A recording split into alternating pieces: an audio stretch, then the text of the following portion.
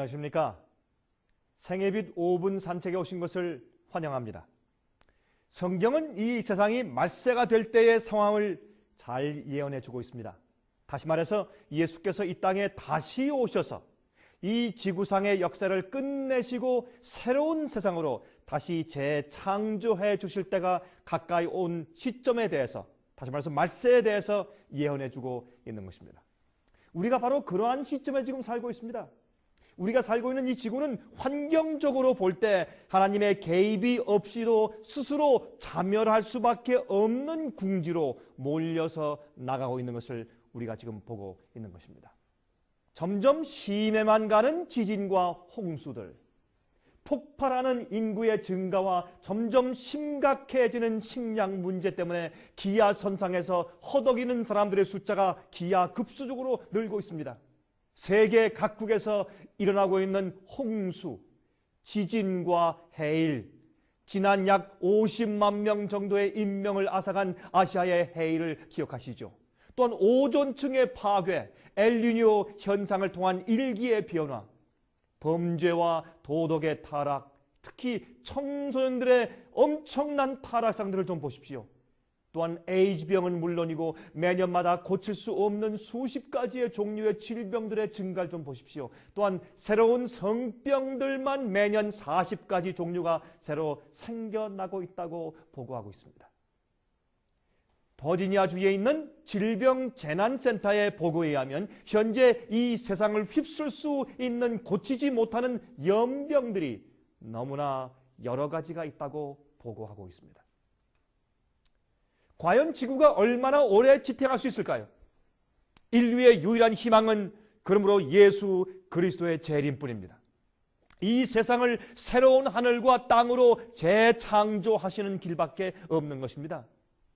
이러한 징조들을 보면 예수께서 속히 오시는 날이 아주 가까운 것을 우리가 알아야 되는 것입니다.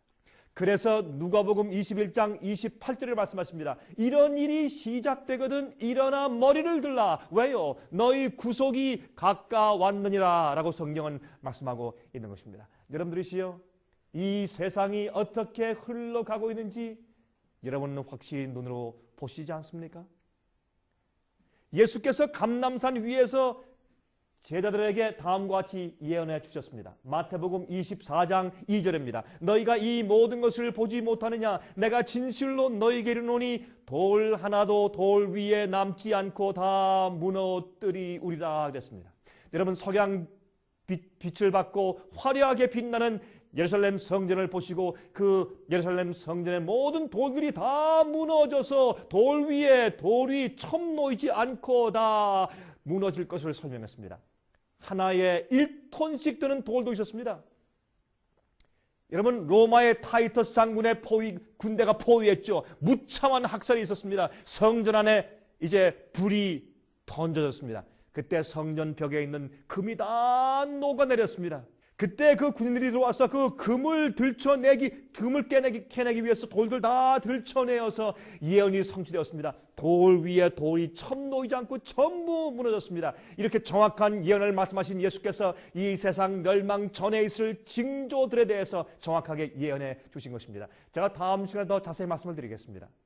예수님 곧 오십니다. 예수님께서 이렇게 예루살렘 멸망에 대해서 정확하게 예언하신 예수님께서 마지막 시대에 이제 예수님께서 오시기 전에 어떤 징조가 있을 것을 정확하게 말씀들을 해주셨고 그 징조들이 진행 중에 있습니다.